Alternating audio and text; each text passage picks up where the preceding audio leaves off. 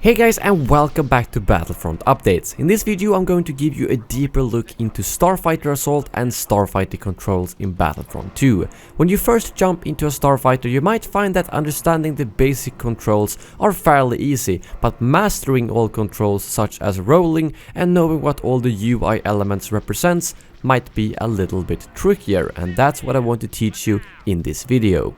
Let's start off with a quick summary of the basics. When you're playing Starfighter Assault, you can choose between 3 different classes: the Fighter class, Interceptor class and Bomber class, and although they can all work in most situations, they are catered towards specific targets. If you want to focus on destroying objectives and bigger ships, the Bomber might be the class for you, whereas if you want to engage in dogfights, the Interceptor might be a better choice with its high maneuverability. The Fighter class is a little bit in between and can perform both of those roles, and is therefore a good choice if you want to do a little bit of a mix. When you're trying to hit an enemy with your Starfighter, you have to aim towards the white circle to lead the shots onto your target. This is done manually, and you can't automatically lock your blasters onto an enemy like in the previous game. The first step when taking your flying to the next level is to go into the gameplay settings and activate Advanced Flight.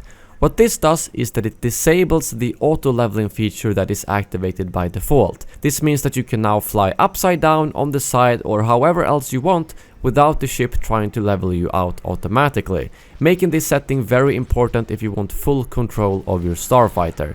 However, if you struggle with the rolling, you might want to keep that setting on or even disable rolling altogether, which is also available in the same menu. Another important thing that people might struggle with is how to dodge incoming missiles. The easiest way to do this is that when you see a missile incoming, this orange circle will appear with a triangle in it, and what you need to do is fly straight towards that orange triangle.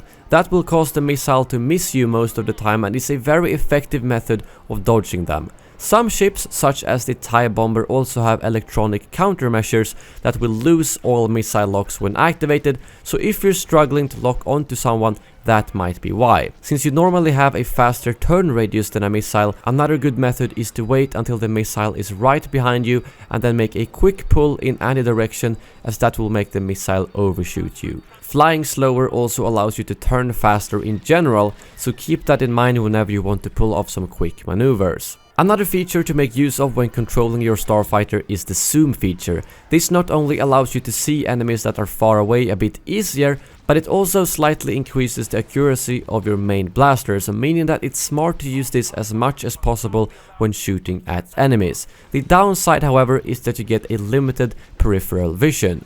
A lot of the ships have some type of missile or torpedo, and the way you use these are by pressing once to start the lock-on and then again to fire the missile. But sometimes you might want to dump fire the missiles if you're firing on a stationary target, and if that's the case, you can double tap the button to fire the missile instantly and bypass the lock-on. If we move on to the UI, one new thing in the launch build is this yellow spawn wave part. What you see here are all the players you spawned with, and the more enemies you kill and objectives you complete, the more that meter fills up. If you manage to stay alive until the meter fills up, your spawn wave will receive double battle points until you die. The grayed out markers indicate people that has died and are now in a new spawn wave, so the more of you that stay alive, the faster the meter will fill up. Sometimes you might see a text above an enemy ship that says either Avenge or Revenge.